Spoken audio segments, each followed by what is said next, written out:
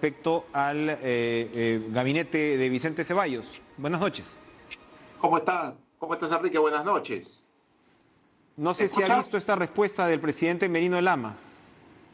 Bueno, lo que he escuchado es en relación al tema del artículo 135 y en relación a penales, ¿no? ¿Me permites? Empiezo por ¿cuál tema?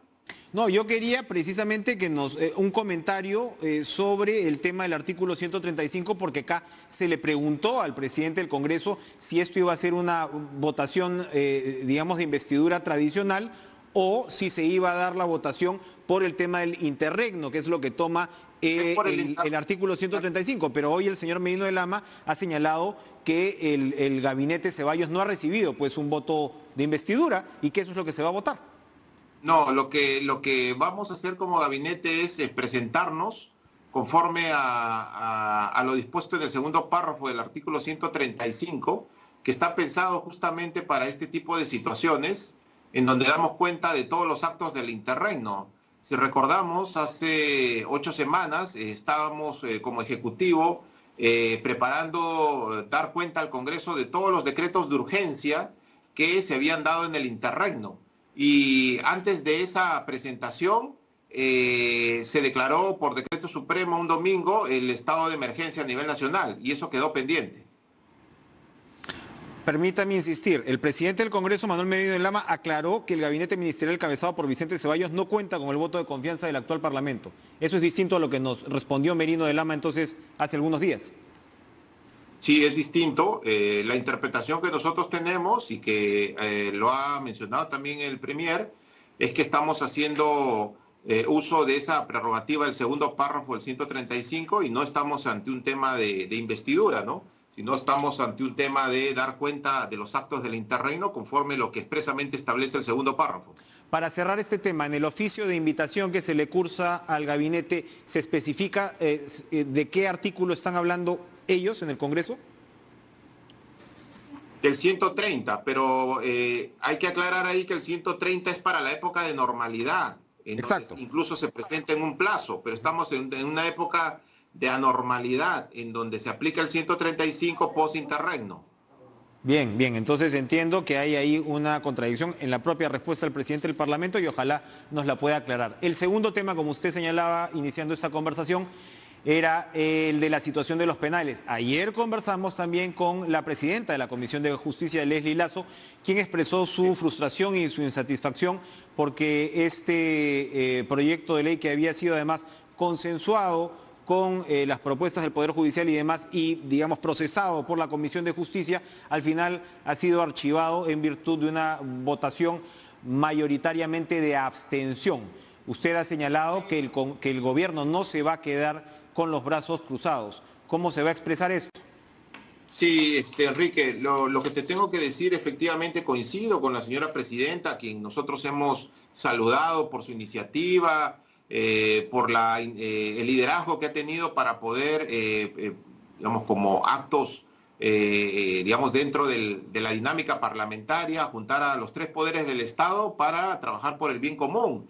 Ese día en la Comisión de Justicia quedó claro el ánimo alturado, el consenso para poder no repetir o no tomar en particular algún proyecto de ley, sino más bien generar una propuesta de consenso que sea lo mejor para nuestro país.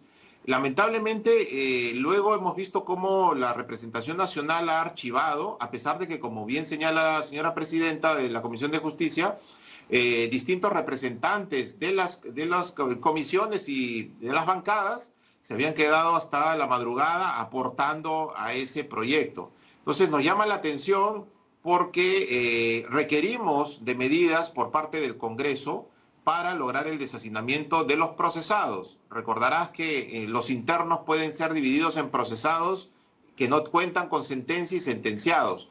En nuestro paquete de indultos nos ocupamos de los sentenciados con las medidas y los criterios que señalé, pero también requerimos impactar dentro del paquete de procesados. Nosotros solicitamos expresamente la posibilidad de regular este tema, de modificar la condición jurídica de los internos para que puedan egresar de los establecimientos penitenciarios, pero el Congreso de la República el 27 de marzo nos eliminó ese pedido.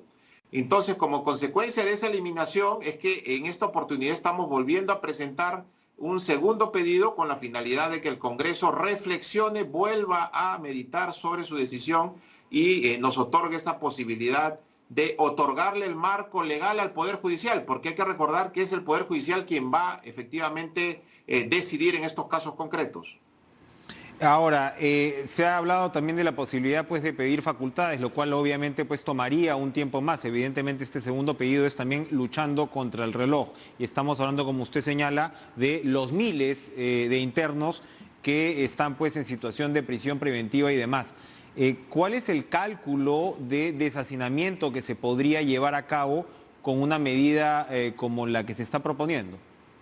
Sí, lo que estamos haciendo es utilizando todo lo que tenemos a nuestro alcance y por eso que queremos que esta estrategia no solamente sea del Ejecutivo, sino del Estado, porque en materia de obligaciones internacionales se habla del Estado, no de un poder ejecutivo en particular de algún país, se habla del Estado en su conjunto, cada uno tiene un rol y una competencia y por eso es que requerimos del poder legislativo para que efectivamente colabore con esta labor. Estamos hablando, Enrique, de un universo máximo de procesados de 10.000 procesados, que sumado a nuestra proyección de sentenciados podrían llegar a 12.000.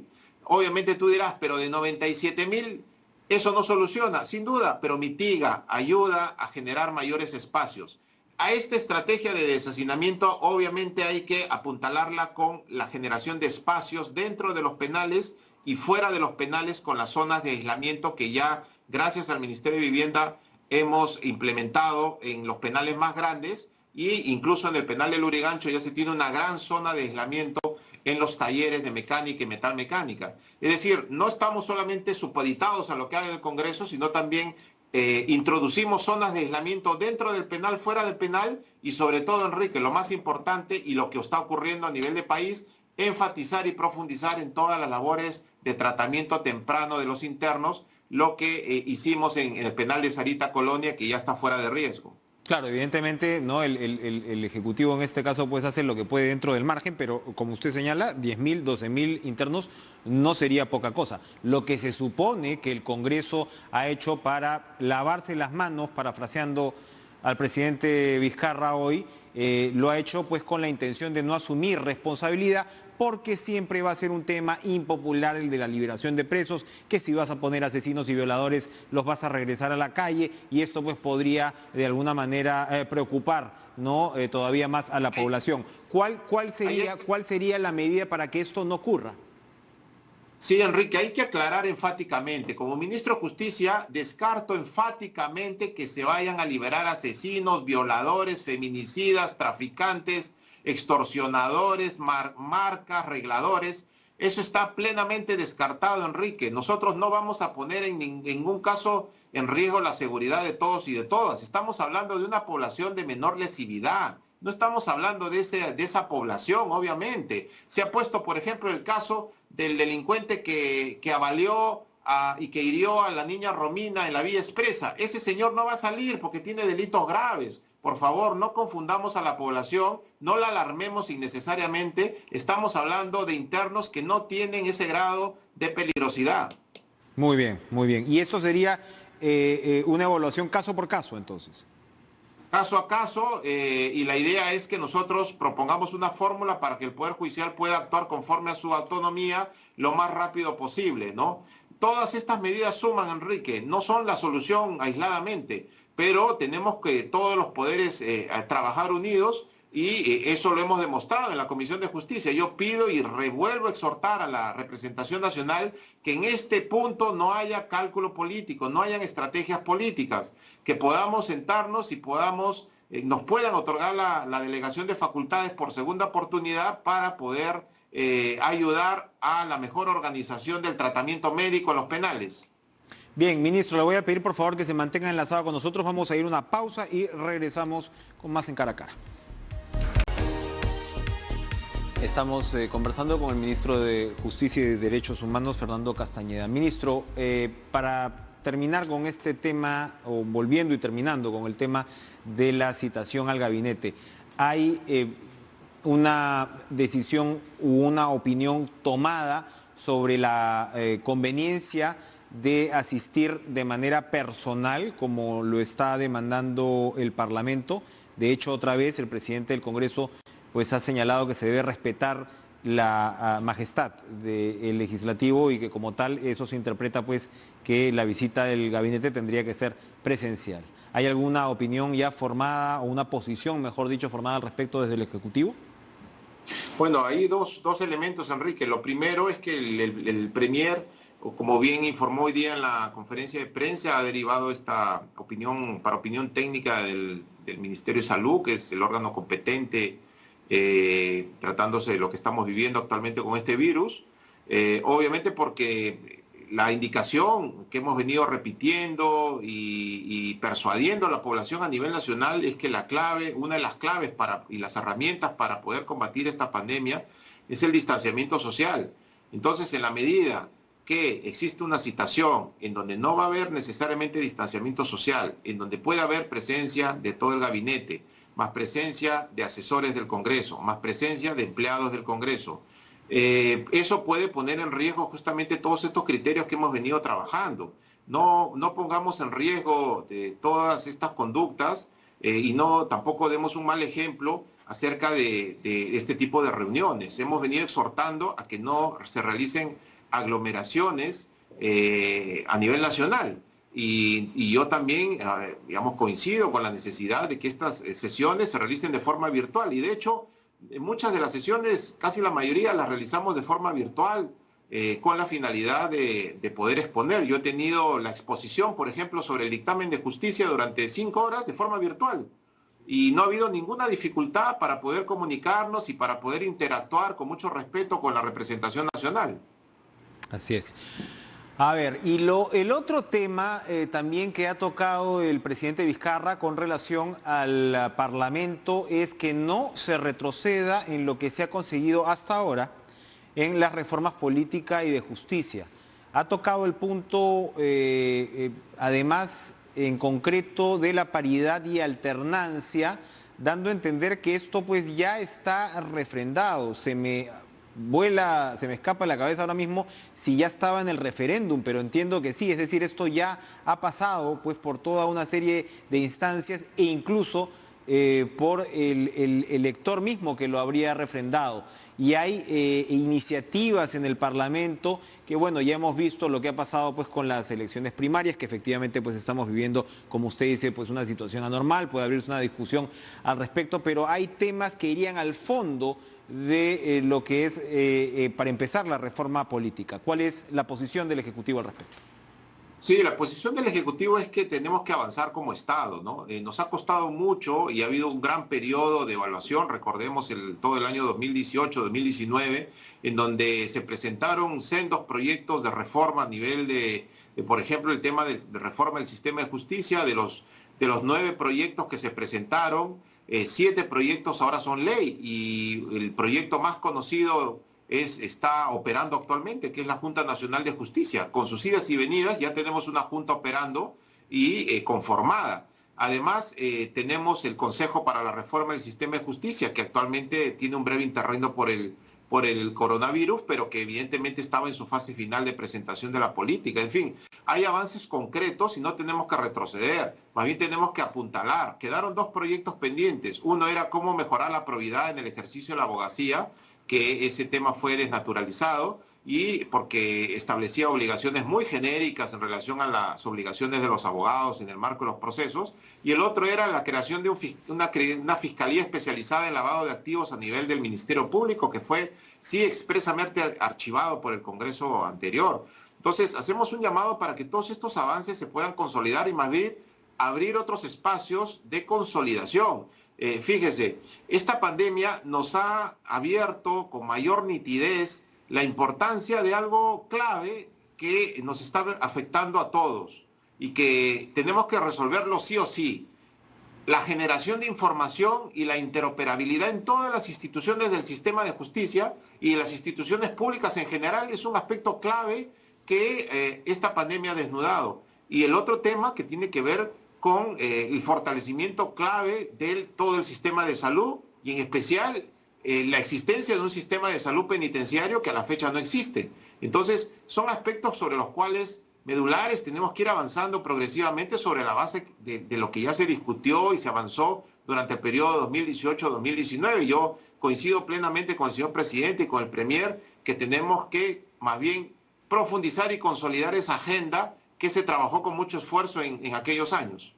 Estamos, digamos, listos, o sea, ¿qué cosa es lo que nos faltaría? ¿Qué proceso sería el que nos faltaría para llegar a unas elecciones el próximo año, en medio de estas circunstancias tan particulares, unas elecciones pues que sean, digamos, bajo un mejor paraguas que el anterior?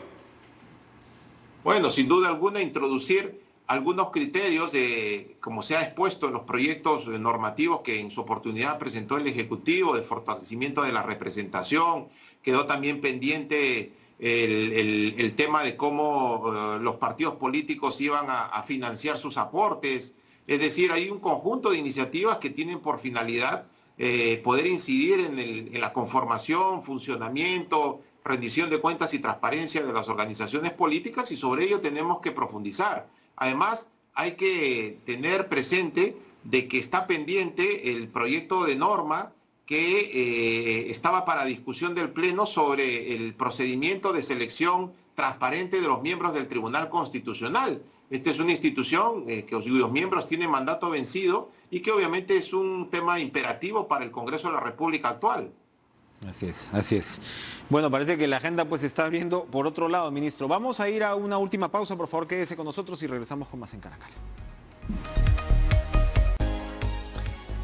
Ministro Fernando Castañeda, ministro de Justicia, para finalizar hoy el presidente dio a entender, me parece claramente, que la cuarentena no se va a extender, pero lo que sí se va a extender son las medidas, por supuesto, de cuidado personal, y que esas te van a prolongar pues por mucho tiempo. Entre otras, ha señalado también que actividades como las clases universitarias en los colegios tampoco van a regresar a una manera presencial.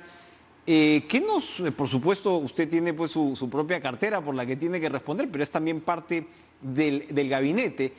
¿Qué nos puede contar sobre cómo va a vivir el país a partir de este lunes? ¿Qué nos puede ir adelantando, si es que todavía se pueden tomar decisiones al respecto, si es que ya hay un camino claro y definido?